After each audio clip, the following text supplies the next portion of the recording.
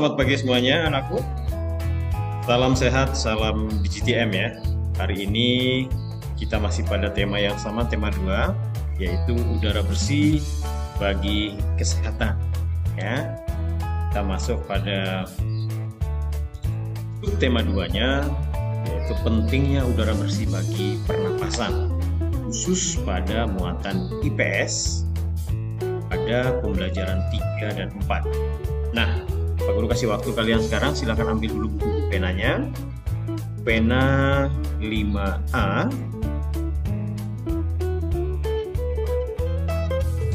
Pada tema 2, subtema 2, muatan IPS pada pembelajaran 3 dan 4. Ya. Oke, kalau sudah dibuka buku penanya, sekarang kita akan masuk pada pembelajarannya ya. Oke.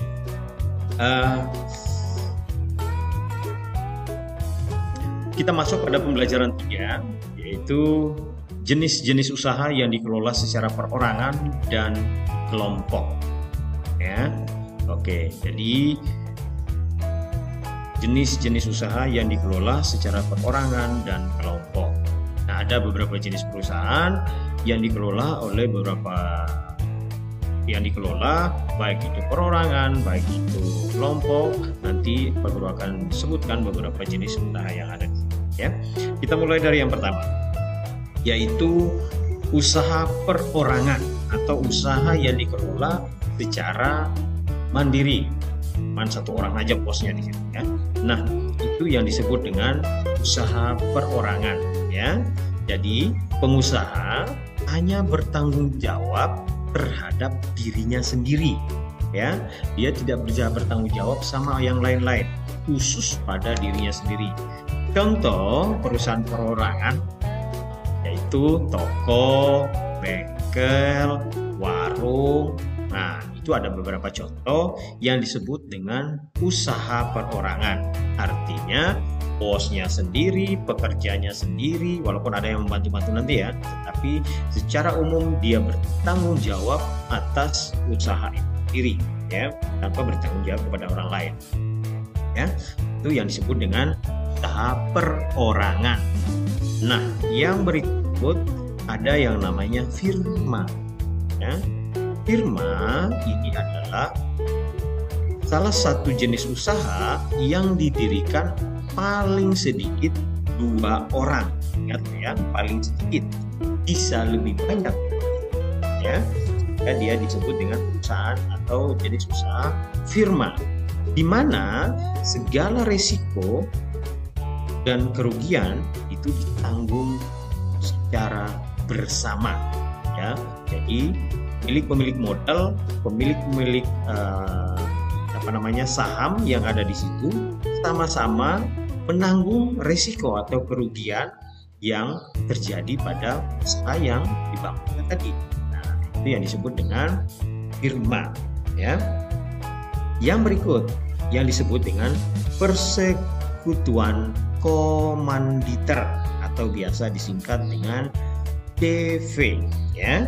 Nah, CV ini memiliki anggota aktif dan juga memiliki anggota pasif, di mana anggota aktifnya adalah orang-orang yang bekerja langsung di dalam perusahaan itu. Sedangkan anggota pasifnya adalah orang-orang penyedia modal usaha, sehingga perusahaan bisa berjalan dengan baik ya. Nah, di mana ada bos, ada ada pengelola di sana, ada manajer ya. Nah, itu semua ya adalah contoh-contoh anggota aktif dan anggota pasif yang terdapat pada perusahaan yang dalam usaha persekutuan komanditer atau disebut dengan CV ya. Nah, contoh CV yaitu CV Rian Motor, CV Kayu Jatiluhur. Ini adalah beberapa contoh usaha yang dimana ada anggota aktifnya, ada juga anggota pasifnya, sehingga kedua-duanya bisa berjalan seiring, di mana yang aktif ya menghasilkan barang-barang yang sudah disepakati bersama dan anggota lainnya memodali usaha yang akan dilakukan para anggota, ya. Itu yang disebut dengan persekutuan komanditer atau disingkat dengan CV. Nah, ini 3. Berikutnya, ya, ada lagi yang disebut dengan perseroan terbatas atau PT, ya. Perseroan terbatas ini modalnya dihimpun dari beberapa orang dengan menjual saham, ya. Di saham yang dimiliki perusahaan itu dijual ke pasar saham, ya, sehingga dibeli oleh pemilik modal, ya. Nah, pemilik modal itu akan membeli saham perusahaan. Setelah itu pemilik saham memiliki kewenangan terhadap perusahaan dan berhak dapat laba perusahaan, ya. Jadi misalkan perusahaan itu bekerja dalam bidang tambang emas, misalkan, ya, atau yang kalau di Lombok itu namanya PT Newmont. Nah, PT Newmont itu ada beberapa pengusaha di situ yang memiliki saham, ya. Nah, pengusaha itu tidak langsung terjun kerja di PT Newmont misalkan, ya, tetapi dia memiliki saham yang diinvestasikan di perusahaan PT, ya. Nanti juga dia akan mendapatkan hasil, ya, atau dia berhak mendapatkan laba atau keuntungan dari perusahaan itu, ya.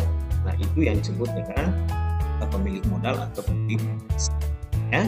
Nah, contoh PT Pembangunan Jaya, contoh lain PT Newmont yang ada di Sumbawa itu tadi, ya, yang sekarang udah berhenti, ya, untuk beberapa perusahaan yang orangnya membeli sahamnya yang dimiliki, ya. Oke, yang berikut ada namanya BUMN atau Badan Usaha Milik Negara, ya. Nah, BUMN ini bertanggung jawab atas kesejahteraan masyarakat Indonesia. Yuk, kok bisa? Kenapa harus bertanggung jawab sama masyarakat Indonesia? Ya, karena modal usaha yang digunakan adalah modal usaha yang diberikan oleh negara, ya, di mana itu, ya, modal-modal itu diambil dari masyarakat seluruh Indonesia dari Sabang sampai Merauke, ya. Pajak-pajak yang kita bayarkan. Jadi pajak-pajak yang kita bayarkan itu dalam berupa uang, berupa modal, dibangunlah perusahaan-perusahaan yang secara langsung dimodali oleh negara, ya. Contohnya Perum Teruri, PT KAI, ya, atau PT KAI, ya, maaf tadi bukan PT KAI, ya, jadi PT KAI, ya, atau PT Pertamina, ya, yang lazim kita temukan, ya, atau beberapa bank tertentu, ya. Itu juga adalah beberapa contoh badan usaha di negara, ya, di mana keuntungan sepenuhnya menjadi hak dari atau bertujuan untuk mensejahterakan masyarakat Indonesia, ya, sehingga Indonesia, masyarakat Indonesianya menjadi sejahtera, dibangunkan pelabuhan, dibangunkan jalan-jalan yang bagus, ya, yang dibangun oleh pemerintah, ya. Nah, keuntungannya itu bangunlah pelabuhan, airport, apa segala macam. Nah, itulah hasil dari usaha yang sudah dimodali oleh negara, ya. Oke, yang berikut ini adalah koperasi, ya. Koperasi ini, ya, adalah usaha bersama berdasarkan asas kekeluargaan atau biasa yang disebut dengan dari kita, oleh kita, dan untuk kita, ya. Itu asas kekeluargaan yang dibangun oleh koperasi. Nah, Koperasi ini juga semua anggotanya wajib membayar simpanan pokok dan simpanan wajib, ya, sehingga nanti tiap bulannya ada simpanan pokoknya, ada simpanan wajibnya. Nah, nanti akhir tahun biasanya itu dibagi yang disebut dengan SHU atau sisa hasil usaha, ya, dibagi sama rata di semua anggota koperasi yang ada, ya. Nah, contoh koperasi yaitu KUD atau yang disebut dengan koperasi unit desa, bisa dalam bidang makanan ringan kayak jajan pisang goreng, ya, atau minimarket kecil, ya. Itu adalah beberapa contoh koperasi yang didasarkan atas asas kekeluargaan, ya. Nah, itu beberapa contoh jenis-jenis usaha yang ada di Indonesia, ya. Nah, selanjutnya kita masuk pada pembelajaran 4, yaitu tentang pengaruh kegiatan ekonomi terhadap kesejahteraan masyarakat. Oke. Nah, kegiatan ekonomi di masyarakat meliputi kegiatan produksi, distribusi, dan konsumsi, ya. Jadi kegiatan produksi adalah kegiatan menyediakan barang, sedangkan kegiatan distribusi adalah kegiatan menyalurkan barang, dan yang terakhir adalah kegiatan konsumsi, yaitu menggunakan barang, ya. Ulang lagi, produksi itu menghasilkan barang, distribusi itu menyalurkan barang, dan konsumsi itu menggunakan atau memakai barang, ya. Nah, ketiga ini dilakukan untuk mencapai taraf hidup masyarakat yang sejahtera, ya. Nah, masih masyarakat yang sejahtera itu bagaimana sih? Masyarakat yang sejahtera itu. Nah, masyarakat yang sejahtera atau kesejahteraan masyarakat kan suatu kondisi terpenuhinya kebutuhan masyarakat sehingga dapat hidup layak maupun mengembangkan diri sehingga mampu melaksanakan fungsi sosial, ya. Ini itu kebutuhan kesejahteraan masyarakat, ya. Nah, adanya ketidakmerataan pendapatan serta kecepatan pertumbuhan ekonomi yang berbeda sangat memengaruhi perbedaan tingkat kesejahteraan antara masyarakat kota dan masyarakat desa. Nah, di mana biasanya tingkat kesejahteraan masyarakat kota itu jauh lebih tinggi daripada masyarakat desa. Karena apa? Karena dilihat dari kegiatan ekonomi tadi yang Pak Guru sebutkan, produksi, distribusi, dan konsumsi, lebih banyak masyarakat kota itu cepat memperoleh barang atau cepat menghasilkan barang. Karena kenapa? Jalurnya atau sarana yang digunakan itu lebih banyak di dalam perkotaan, sehingga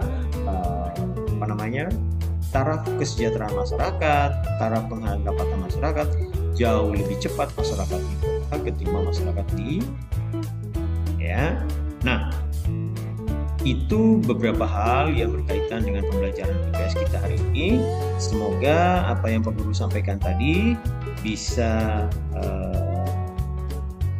anak-anak memahami, dan juga sudah Pak Guru harapkan kalian sudah memadukan dengan berbeda yang sudah kita tadi untuk dipadukan. Dan juga akhir kata dari Pak Guru, terima kasih atas perhatiannya dan salam IGTM. Bye-bye.